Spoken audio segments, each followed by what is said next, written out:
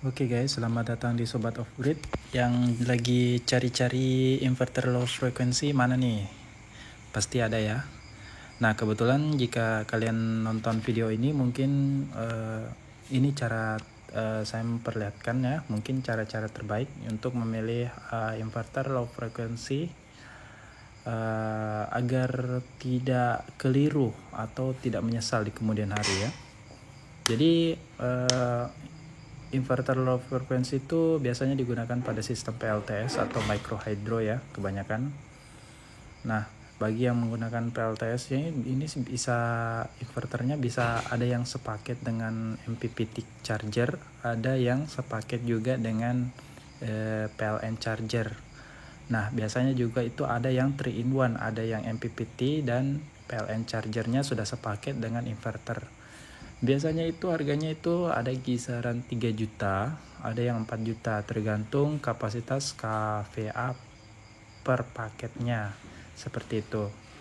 Nah, kita bisa contohnya ya. Contohnya itu seperti inverter ini yang saya tidak sebutkan mereknya. Nah, dia itu mulai dari 1,5 kVA itu sudah dapat 2,499 juta. Nah, kalau inverter kita ini tuh sudah 3000 watt sudah dapat 3000 watt itu 3.900.000 ya. Dan masih banyak lagi. Nah, seperti ini inverternya.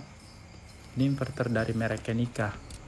Nah, buat kawan-kawan yang nggak tertipu membeli inverter yang berkualitas ya, menurut saya itu berkualitas. Itu diukur dari segi teknologinya guys. Jadi kawan-kawan bisa melihat nanti gimana sih caranya biar bisa membedakan inverter yang berkualitas tinggi dan yang tidak. Nah, seperti itu. Saya tidak memojokkan salah satu produk ya. Saya tidak memojokkan salah satu produk, tapi ini membuktikan bahwa penilaian customer itu sebagaimana produk yang telah digunakan itu, yang telah dibeli sama orang-orang itu gimana, apakah bagus atau tidak, itu menurut rating dari customer ya. Jadi kita tidak bisa menyalahkan juga apakah produknya itu sesuai atau produknya ori atau produk abal-abal, seperti itu. Jadi bisa dibilang ada harga ada rupa, seperti itu ya. Nah, untuk kali ini saya akan membedakan itu tipe low frequency, inverter low frequency. Nah, kita bisa lihat inverter low frequency itu pasti menggunakan trafo ya. Trafo. Nah, trafonya ini kebanyakan dia itu menggunakan trafo toroid. Tak jarang juga menggunakan trafo yang bentuknya yang berbentuk kotak ya, atau AI. Nah, kebanyakan di pasaran itu sekarang sudah menggunakan trafo toroid dengan spesifikasi yang beragam. Ada yang menggunakan kawat ya. Kawat ada 2 macam di pasaran itu, ada kawat aluminium dan tembaga. Salah satu kawat aluminium itu bisa dipilih dari segi warnanya ya, bisa dilihat dari segi warnanya, yaitu kawat aluminium itu warnanya seperti ini ya. Kawat aluminium itu standarnya itu warnanya seperti ini, bisa dilihat ya. Dan kalau kawat yang tembaga itu lain lagi, dia itu warnanya itu beda, dia warnanya seperti ini. Ini kawat aluminium, ini kawat tembaga. Sudah saya simpan ya fotonya, jadi biar lebih singkat aja.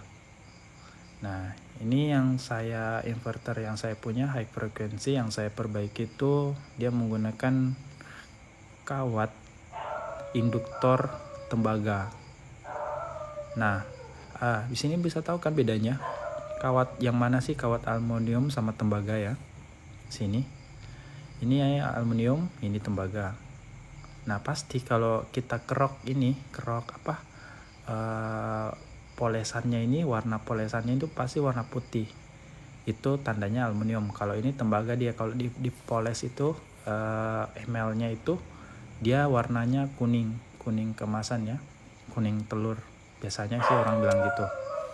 Sorry, ada ini anjing orang ini yang lagi musim kawin, jadi melolong datang mungkin anjing lain, jadi ya gitulah.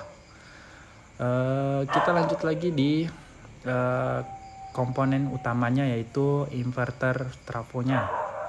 Nah, trafonya itu ada banyak guys di pasaran itu. Yang kalian pilih itu trafo apa?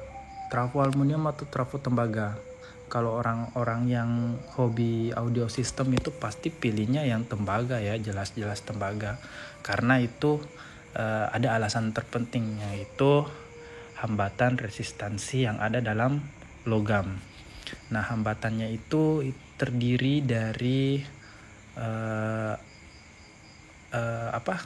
serangkaian perhitungan secara kimiawi dalam logam tersebut.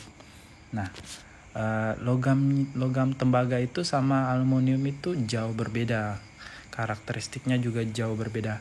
Tembaga itu memiliki titik lebur yang lebih tinggi ketimbang aluminium, tapi aluminium itu memiliki ketahanan terhadap asam yang lumayan ketimbang tembaga. Tapi dalam segi kelenturan, tembaga lebih unggul karena bisa ditekuk dan tidak mudah patah. Nah, selain itu dari aluminium itu juga memiliki bobot yang lebih ringan daripada tembaga dan bisa diaplikasikan ke tegangan yang lebih tinggi.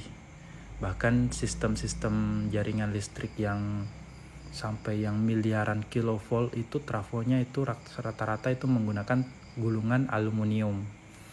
Nah, di sini kita bisa lihat perbandingan antara bahan dan hambatan jenis itu dari masing-masing logam.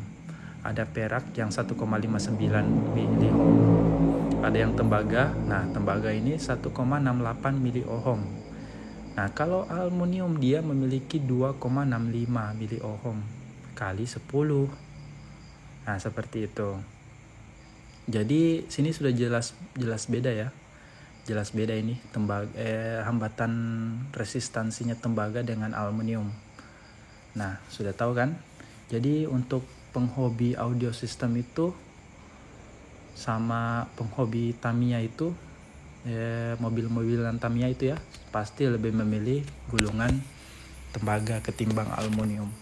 Jadi untuk sistem PLTS itu berpengaruh nggak? Pasti berpengaruh. Nggak mungkin trafo yang menggunakan aluminium sama tembaga itu sama persis. Memang pasti ada sama persis, tapi tidak kalah bagusnya dengan trafo tembaga itu. Seperti itu guys.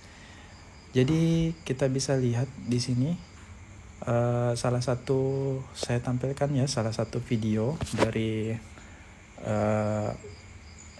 channel lain saya tampilkan menggunakan dia menggunakan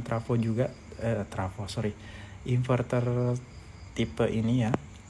Nah, inverternya ya dari banyak jumlah serabutnya atau jumlah kabelnya jadi paralel, trafo tapi inverter jenis low frekuensi ini. So di sini kita bisa lihat ya perbandingannya. Dia menggunakan trafo toroid dan induktornya juga. Jadi kita bisa lihat perbandingannya ya, warna dari gulungan induktornya apakah aluminium atau tembaga.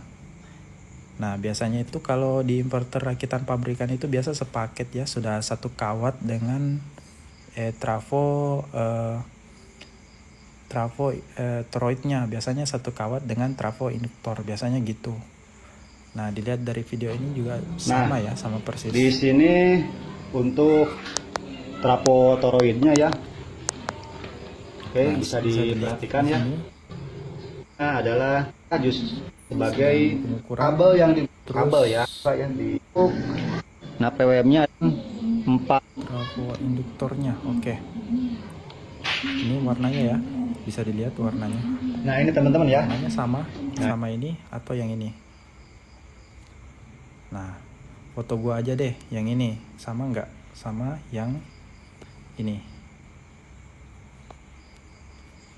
Beda ya, beda kan. Jadi bisa disimpulkan di sini dia menggunakan ini PWM ya, untuk merubah arus dari PP ke aktif ya, atau mengkonversi ya. 4 Nah, biasanya itu Oke, nanti mungkin bisa dicek di datasheet ya. Sudah segabung dengan trafo toroidnya. Ya, marking sudah beda jauh.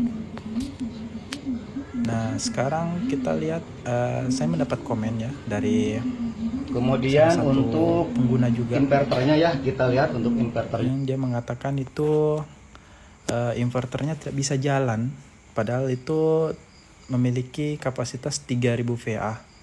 Tidak bisa ngangkat beban AC 1 PK.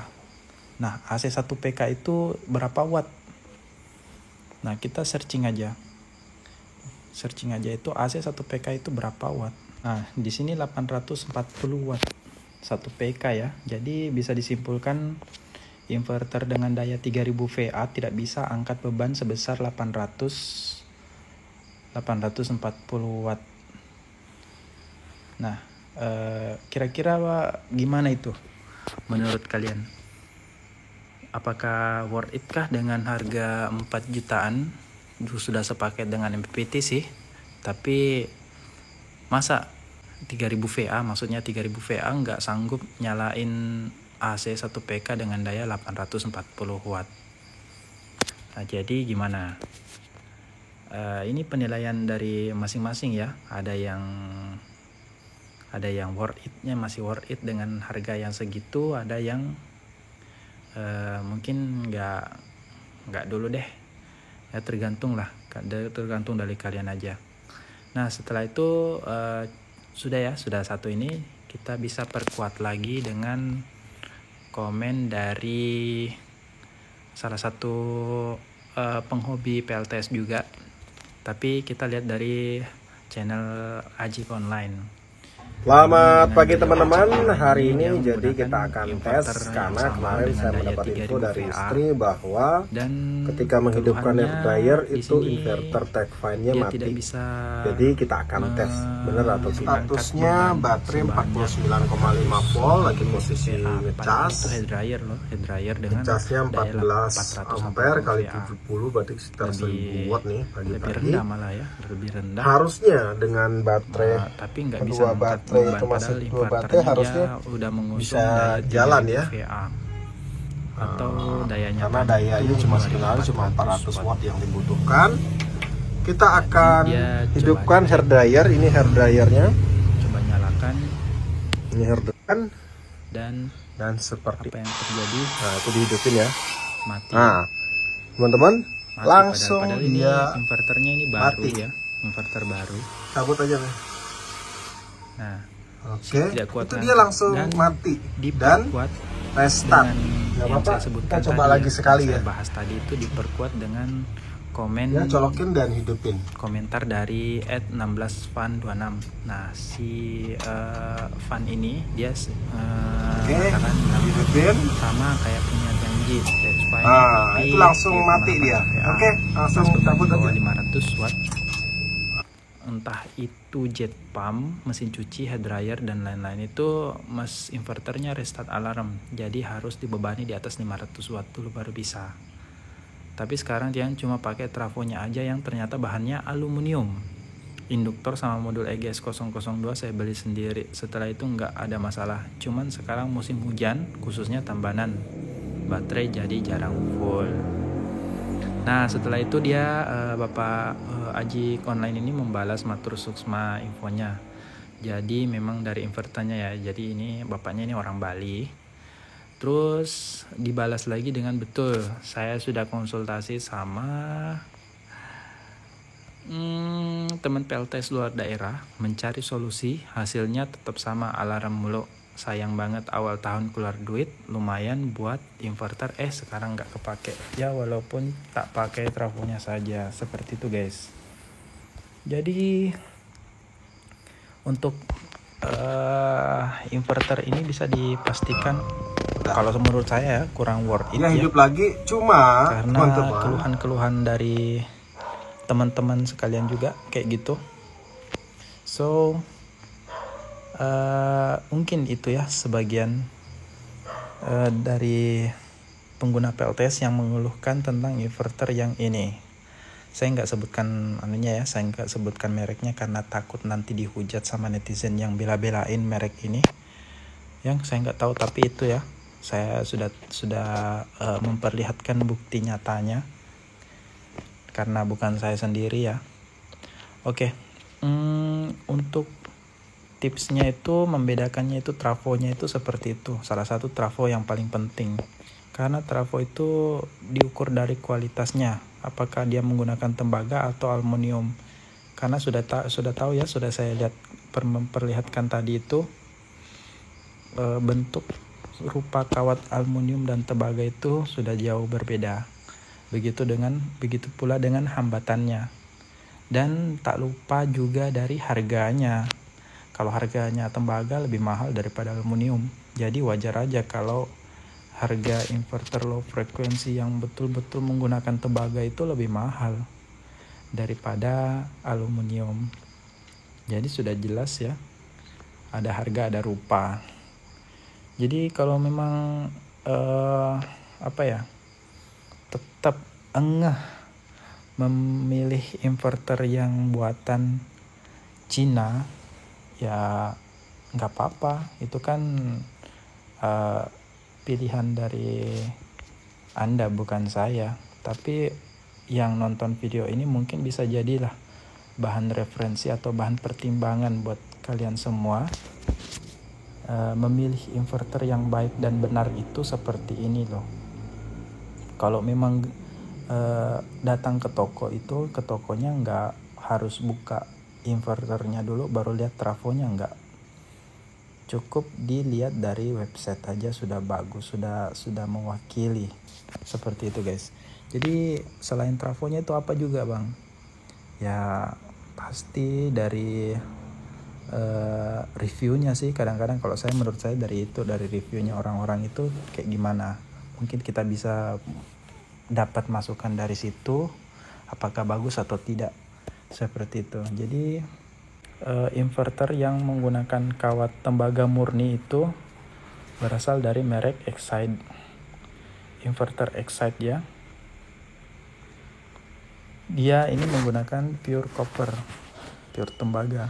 Tapi di pasaran sangat jarang inverter ini dijual. Nah, ini pernah saya pakai dulu tapi entah kemana. Nggak tahu ya, saya lupa saya taruh di mana, mungkin sudah ikut ditimbang ya. Terus inverter yang menggunakan trafo pure tembaga itu dari Schneider namanya Homaya inverter. Dia menggunakan pure copper juga. Nah, seperti itu ya referensinya kalau menurut saya. Tapi harganya ini dari inverter Homaya ini lebih mahal. 850 VA saja itu sudah main-main 1,5 juta, 2 jutaan itu udah banyak. Saya 1.500 VA aja udah sudah 3 jutaan. Seperti itu guys. Jadi mungkin cukup sekian ya untuk tips bagi kalian untuk sekedar sharing juga.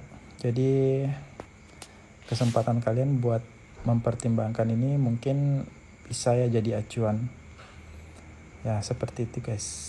Oke, sekian, terima kasih. Salam Sobat Off Grid dari Makassar.